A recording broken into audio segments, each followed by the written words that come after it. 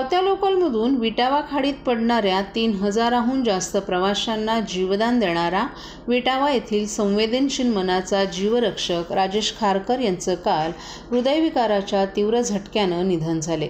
आता खाडीत रात्री अपरात्री पडलेल्या आणि उड्या घेतलेल्या नागरिकांना शोधण्यासाठी कोण धावून येणार अशा भावना पोलीस, अग्निशमन आणि आपत्ती व्यवस्थापनाकडून व्यक्त होत आहेत. जणू देवी देणगी प्राप्त असलेला राजेश हा विटावा खाडी किनारी आपल्या कुटुंबियांसमवेत राहत होतो. वर्षभरात हजारो लोक मृत्युमुखी पडून या खाडीत बुडून मेल्याच्या घटना घडतात. रेल्वेतून खाडीत पडलेल्यांचा आवाज एखाद्या देवी देणगीसारखा राजेशांच्या कानावर अचूक पडायचा. धोधो पावसातही त्यांना हे आवाज स्पष्ट यायचे आणि कशाच्याही तमा न बाळगता रात्री बेरात्री ते पुराच्या पाण्यातही बेभानपणे खाडीत उडी मारून अशा प्रवाशांचे जीव वाचवायचा. रेल्वेतून खाडीत पडलेले किंवा जीवनाला कंटाळलेले नागरिक आत्महत्या करण्याच्या उद्देशानं खाडीत उड्या मारायचे. त्यावेळी त्यांच्या अंगावर किमती वस्तू असण्याच्याही शक्यता होत्या, परंतु राजेशनं कधीच त्या वस्तूंना हात लावल्याचंही ऐकिवात नाही. उलट पुढील कार्यवाहीसाठी तो पदरमोड करत असे अशी माहितीही काही रहिवाशांनी दिली आहे. अनेक जीव वाचवलेल्या राजेशला वाचवण्यात मात्र नातेवाईकांना अपयश आलं. त्याला आलेला हृदयविकाराचा झटका एवढा तीव्र होता की दवाखान्यात पोहोचण्यापूर्वीच त्याचा मृत्यू झाला. सोमवारी सकाळी त्यांच्यावर अंत्यसंस्कार करण्यात आले. त्यांच्या निधनानं परिसरात आणि सामाजिक क्षेत्रात हळहळ व्यक्त होते.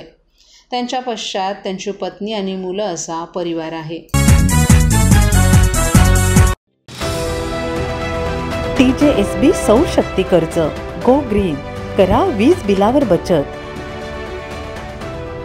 आकर्षक व्याजदर, 84 महिने परतफेड कालावधी, 80% लोन, व्यावसायिक आणि उद्योजकांकरता सुद्धा. अधिक माहितीसाठी तुमच्या जवळच्या शाखेला भेट द्या किंवा संपर्क साधा. 1800-223-466 आणि 1800-266-3466.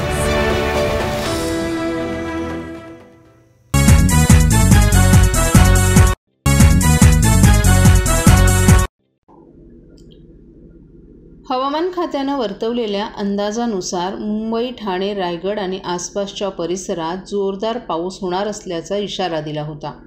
अशातच ठाण्यात जोरदार पावसाचं आता आगमन झाले. आज सकाळपासूनच ठाणे शहरात पावसाची संततधार सुरू झाली असून त्यामुळे ठाणेकरांची उकाड्यापासून सुटका झाली आहे. या पावसामुळे शहरातील वातावरणात गारवा निर्माण झाला आहे आणि नागरिकांना उकाड्यापासून दिलासा मिळाला आहे. तसंच पावसामुळे शेतकऱ्यांचे चेहरेही खुललेत, कारण या पावसामुळे पिकांना जीवनदान मिळणार आहे. नागरिकांनी मात्र सतर्कता बाळगावी असं आवाहन प्रशासनाकडून करण्यात आले. पावसामुळे शहरातील वाहतूक व्यवस्थेत काही प्रमाणात अडथळे निर्माण होऊ शकतात, त्यामुळे नागरिकांनी प्रवास करताना काळजी घ्यावी. ठाणे महापालिकेनं नागरिकांसाठी तात्काळ मदत सेवा कार्यान्वित केली असून पाणी तुंबण्याच्या समस्या उद्भवू नयेत म्हणून नालेसफाईचं काम वेळेवर पूर्ण केले. तसंच संभाव्य पूर परिस्थितीवर नियंत्रण ठेवण्यासाठी आपत्ती व्यवस्थापन यंत्रणा सज्ज ठेवण्यात आली आहे. जोरदार पावसाच्या या सुरुवातीमुळे ठाणे शहरातील वातावरण सुखद झाले आणि नागरिक आनंदित आहेत. मात्र पुढील काही दिवसांमध्येही हवामान खात्यानं जोरदार पावसाची शक्यता वर्तवली आहे. त्यामुळे नागरिकांनी आवश्यक ती काळजी घ्यावी आणि सुरक्षित राहावं असं आवाहन करण्यात आले.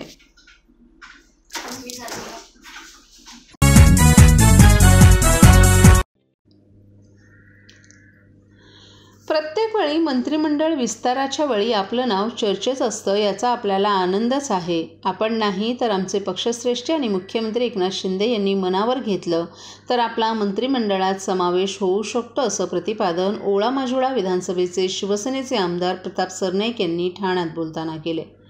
ठाणे महापालिकेतील विविध कामांच्या संदर्भात प्रताप सरनाईक यांनी ठाणे महापालिका आयुक्त सौरभ राव यांची भेट घेऊन चर्चा केली. त्यानंतर प्रसिद्धी माध्यमांच्या प्रतिनिधींशी संवाद साधताना त्यांनी हे वक्तव्य केले. आजच नाही तर 2014 पासून प्रत्येक वेळी मंत्रिमंडळ विस्ताराच्या वेळी आपलं नाव चर्चेत होतं. आपलं नाव चर्चेत येतं याचा आपल्याला आनंदच आहे, असंही आमदार प्रताप सरनाईक यांनी सांगितलं. मात्र मंत्री करायचं की नाही याबाबत मुख्यमंत्री एकनाथ शिंदे हेच निर्णय घेतील, असंही सरनाईक यांनी सांगितलं. आज सायंकाळी वर्षा या मुख्यमंत्र्यांच्या निवासस्थानी शिवसेनेच्या खासदार आणि आमदारांची बैठक आयोजित करण्यात आली आहे। याबाबत सरनाईक यांना विचारलं असता लोकसभा निवडणुकीच्या काळात अनेक आमदारांचे आणि लोकप्रतिनिधींचे त्यांच्या मतदारसंघातील काही प्रश्न हे प्रलंबित होते। या प्रश्नांबाबत मुख्यमंत्री सर्वांशी संवाद साधणार आहेत। तसंच आगामी विधानसभा निवडणुकीच्या निमित्तानं सर्व मतदारसंघातील आढावा घेतला जाईल असंही आमदार प्रताप सरनाईक यांनी सांगितलं। मंत्रिमंडळाचा विस्तार लवकरच होणार आहे, यामध्ये प्रताप सरनाईकांचा नंबर लागला। बघा, प्रत्येक वेळेस माझं नाव तर येत आहे बाबा। 2009ला पहिल्यांदा आमदार झालो, माझं नाव आलं। 2014ला पहिल्यांदा आमदार झालो, दुसऱ्यांदा आमदार झालो तेव्हा माझं नाव आलं। 2019ला तिसऱ्यांदा आमदार झालो तेव्हाही माझं नाव सुरुवातीपासून येतं। नाव येत राहतं, मी कदाचित नाव आल्यानंतर प्रताप सरनाईक समाधान त्यांना वाटत असेल अशा प्रकारे तुमच्या सगळ्या चॅनलवाल्यांची भूमिका असेल, त्यामुळे मी समाधानी आहे। माझ्या मतदारसंघातील कामं जी होत आहेत ती अतिशय चांगल्या पद्धतीने होत आहे आणि मी आधीही म्हणालो की मी स्वतः मंत्री होण्यापेक्षा ठाण्याला मुख्यमंत्री लाभलेला आहे, ते माझ्या दृष्टीनं फार महत्त्वाची गोष्ट आहे। आणि मुख्यमंत्री म्हणून एकनाथ शिंदे साहेबांनी 2 वर्षाच्या कार्यकाळामध्ये जे काम ह्या राज्यासाठी केलेलं आहे आणि त्या कामाचं प्रगती पुस्तक सर्वसामान्य जनतेनं दिलेलं आहे। 7 लोकसभेचे खासदार निवडून येऊन 46.7% सर्व नागरिकांना आवाहन करण्यात येत आहे की सध्या डासांमार्फत पसरणाऱ्या डेंग्यू या आजाराचा प्रसार रोखण्यासाठी प्रत्येकाने पुढील प्रमाणे कार्यवाही करावी। डेंग्यू आजार एडिस इजिप्ती हा डास चावल्याने होतो। या डासांची पैदास साचलेल्या किंवा साचवलेल्या स्वच्छ पाण्यामध्ये होते। 8 दिवसांपेक्षा जास्त दिवस पाणी उघडे व साचून राहिल्यास त्यात डास अंडी घालतात। अंड्यांच्या अळ्या तयार होऊन पुढे डास तयार होतात।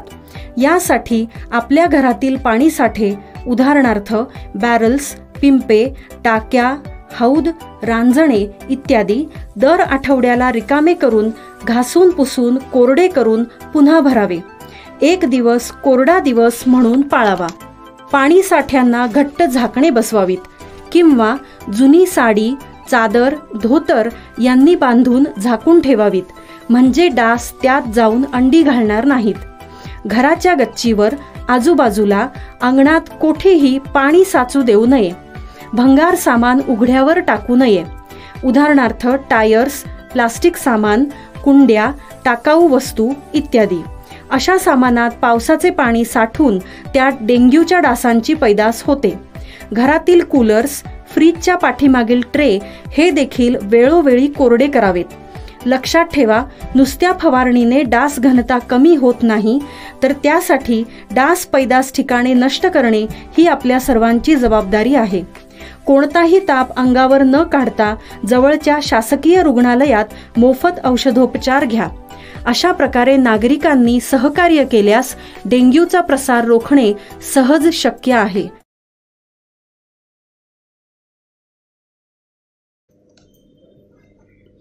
देशभरातील लोकसभा निवडणुकांचे निकाल जाहीर झालेत। या पार्श्वभूमीवर एनडीए घटक पक्षांनी इंडिया आघाडीच्या नेत्यांवर मुस्लिम आणि दलित समाजात फूट पाडून त्यांच्या मतांचा वापर केल्याचा आरोप केलाय। या आरोपांना उत्तर देताना इंडिया आघाडीचे राष्ट्रीय प्रवक्ते आणि शरद पवार गटाचे आमदार डॉ. जितेंद्र आव्हाड यांनी जोरदार हल्ला चढवलाय। महाराष्ट्रातील 31 मतदारसंघात गद्दारांना पराभवाचा सामना करावा लागलाय।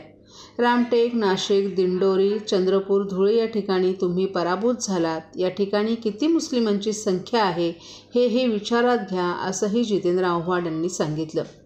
प्रत्येक वेळी जातीय मतभेदाच्या आधारावर मतांचं विभाजन करून तुम्ही विजय मिळवू शकत नाही। पराभव झाला आहे तर त्याला खुले दिलानं स्वीकारा, जसं आम्ही 10 वर्ष पराभव स्वीकारलाय। आव्हाड यांनी पुढे म्हटलं की तुम्ही तुमच्या निवडणुकीच्या फायद्यांसाठी हिंदू धर्मगुरूंचा वापर केला तेव्हा आम्ही काही बोललो नाहीत, परंतु आता पराभव झाला आहे तर त्याचं खापर दुसऱ्यांवर फोडू नका। लोकसभा निवडणुकीत हा तर फक्त एक झलक होता। आगामी विधानसभा निवडणुकीत एनडीए घटक पक्षांची काय अवस्था होईल ते पहा, असंही आव्हाड यांनी म्हटलं आहे। मनोज जरांगे पाटील यांनी जेव्हा आपल्या आंदोलनाची सुरुवात केली होती तेव्हा महाराष्ट्र सरकारनं त्यांना आश्वासन दिलं होतं की त्यांच्या कार्यकर्त्यांवर दाखल केलेले केसेस मागे घेतली जातील। यावर बोलताना आमदार जितेंद्र आव्हाड यांनी महाराष्ट्र सरकारवर ताशेरे ओढले। सरकारनं मनोज जरांगे पाटील यांना वचन दिलं होतं की त्यांच्या कार्यकर्त्यांवर दाखल केलेल्या केसेस मागे घेतल्या जातील. मग आता सरकारला काय झालं, ते केसेस का मागे घेत नाहीत, असा सवालही आव्हाड यांनी उपस्थित केलाय.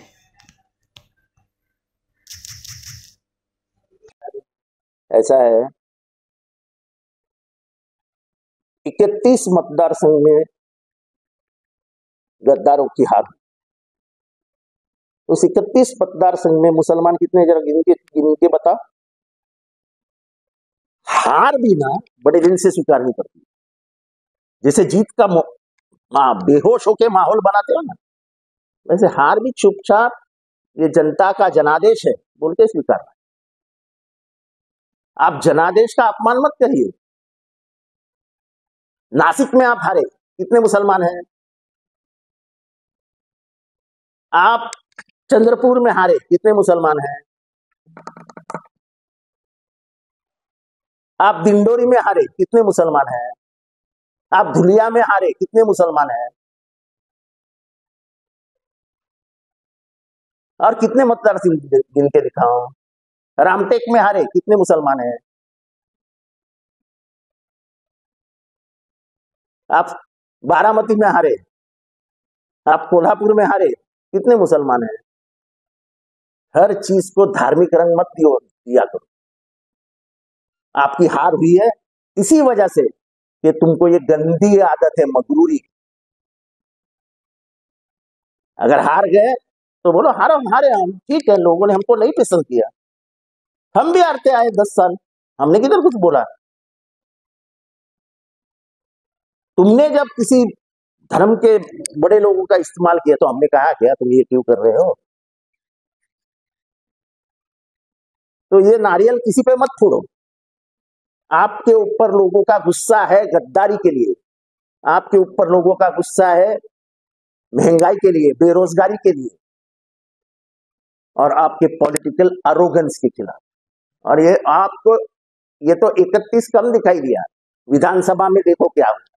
मनोज जरांगे पाटील का दूसरा दिवस है आंदोलन का. जो उनकी मांग है कि जो केसेस उनके कार्यकर्ताओं पर की गई उसको पीछे ले जाए सरकार, और जो आश्वासन आपको वो पूरा. ऐसा है कि ये तो कबूल ही किया था ना कि हम सब केसेस पीछे लेंगे, तो अब रुके काय के लिए.